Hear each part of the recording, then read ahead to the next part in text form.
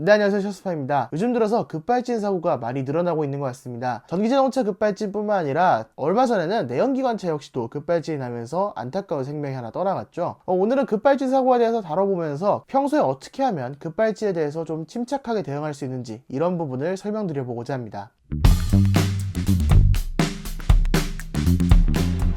자, 우선 급발진이라는 것은 굉장히 많은 의견들이 있는데요. 저는 급발진이 있다 없다 이런 거는 좀 말씀드리기 어려울 것 같고요. 급발진이 났을 때 평소에 이렇게 대비하면 좋겠다 싶은 내용을 정리해서 가지고 와봤습니다. 자, 우선 첫 번째로는 여러분들이 밟은 페달이 무엇인지를 확인해 보셔야 됩니다. 이게 옛날 같았으면 당연히 내가 밟고 있는 페달이 브레이크지 이렇게 말씀하시는 분들이 있을 수도 있는데요. 사실 요즘 들어서는 그게 약간 애매해졌습니다. 특히 오토홀드가 있는 차량이나 아니면 원페달 드라이브를 하는 차량들, 그러니까 전기자동차들이 조금 이런 부분이 좀 심해졌어요. 그러니까 옛날 같으면 브레이크에 항상 발을 얹고 있다가 차가 출발을 하려고 한다 그러면 브레이크를 떼고 엑셀로 발을 옮겼어야 됐습니다. 그렇기 때문에 발의 항상 기본적인 위치는 브레이크였죠. 그런데 이제 원페달 드라이빙을 하는 차량과 오토홀드를 하는 차량들은 가끔씩 어떤 분들은 브레이크에 발을 얹고 있지 않고 엑셀 쪽에 발을 얹고 계시는 분들이 많아졌습니다. 또 전기자동차를 운전하시는 분들은 원페달 드라이브를 하면서 엑셀에서 아예 발을 떼지 않는 사례도 있습니다. 특히 저 같은 경우에는 최근 들어서 전기자동차를 운전할 일이 있으면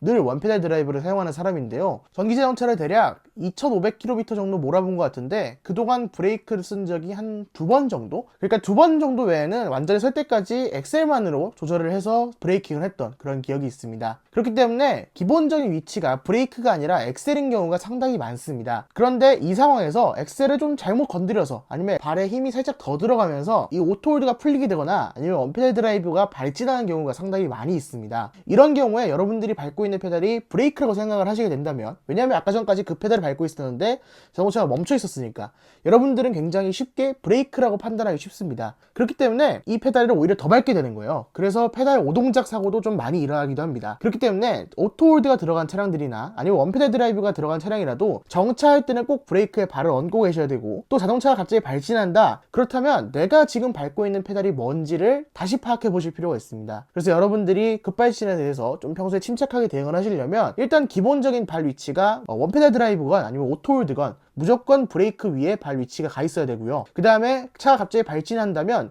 내가 있던 페달을 떼고 자동차의 움직임을 한번 살펴볼 필요가 있습니다. 기본적으로 여러분들께서는 브레이크에 발을 얹고 계시고 그 다음에 내가 밟은 페달이 뭔지를 다시 확인하시는 게 굉장히 중요하다. 그리고 최근 자동차를 운전하시는 분들과 전기자동차를 운전하시는 분들일수록 오히려 이 페달을 뭘 밟고 있는지를 더 중요하게 판단해 보셔야 된다는 말씀을 꼭 드리고 싶었습니다. 그리고 두 번째로 침착하게 대응하는 방법은, 여러분들은 자동차에서 풀악셀을 밟아보신 적이 있으신가요? 일단 저는 제 주위에서 저희 어머니나 저희 아버지가 운전하실 때 풀악셀을 밟는 거 거의 보지 못하긴 했습니다. 일반적인 분들이라면 사실 풀악셀을 밟을 기회가 흔치 않을 것 같은데요.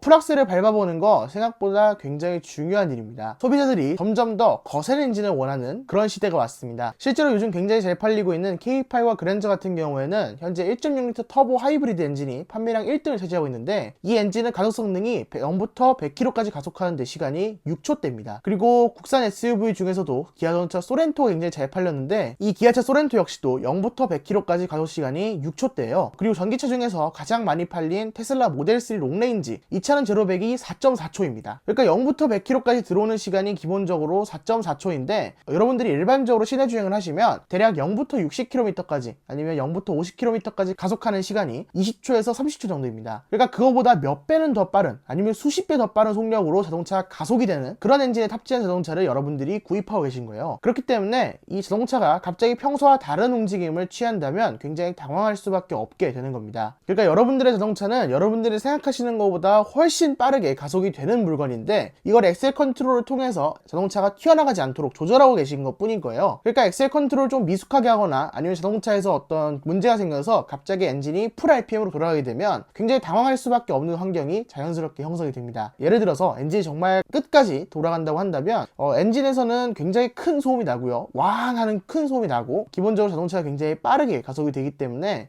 이런 부분에 대해서 충분히 주의를 좀 할 필요가 있습니다. 평소에 좀 당황하지 않도록 급발진을 염두한 급가속 시뮬레이션을 좀 해볼 필요가 있다고 생각이 듭니다. 요즘 같은 경우에는 특히 기본적인 자동차들도 고성능 자동차들이기 때문에 자동차가 가속이 된다면 당황을 할 수밖에 없는 게 요즘 자동차들의 현실입니다. 있습니다. 그렇기 때문에 여러분들께서는 본인 자동차의 가속이 어떻게 진행되는지 풀 가속을 한번 해보셔서 본인 자동차에 대한 한계를 좀 알고 계셨으면 좋겠다라는 생각이 들었습니다. 뭐 이런 거랑 비슷한 거죠. 여러분들이 눈길 운전을 하실 때 처음에 눈길을 가보면 이제 제동을 한번 해보라 그러고 그 다음에 조향을 한번 해보라 그러잖아요. 그 눈에 덮여있는 노면이 어떤 상황인지 모르기 때문에 이 눈에 덮여있는 노면을 어느 정도 파악하기 위해서는 타이어가 얼만큼 미끄러지는지 또 조향이 어떤 식으로 진행이 되는지 이런 거를 알아야지 앞으로의 운전에서 이런 미끌림이나 제어 불능에 대해서 조금 대비할 수 있는 상황이 되기 때문에 많은 분들이 전수를 해주시는 거잖아요. 이런 가속 같은 경우도 마찬가지로 생각하시면 됩니다. 여러분들이 풀 가속을 써볼 일이 잘 없으니까 한적한 곳에 가면 풀 가속을 한번 해보셔서 여러분들의 엔진에서는 어떤 소리가 나는지 또 어떤 식으로 출력이 정말 다 사용되어지는지 이런 부분을 파악을 하셔서 설령 급발진이 일어나더라도 당황하지 않고 이 정도 출력이라면 내가 평소에 연습을 해왔지 하면서 브레이크를 강하게 밟을 수 있는 이런 연습을 좀 해보셨으면 좋겠습니다. 네, 그러면 지금까지 샤스파였습니다. 구독과 좋아요 한 번씩 부탁드립니다. 감사합니다.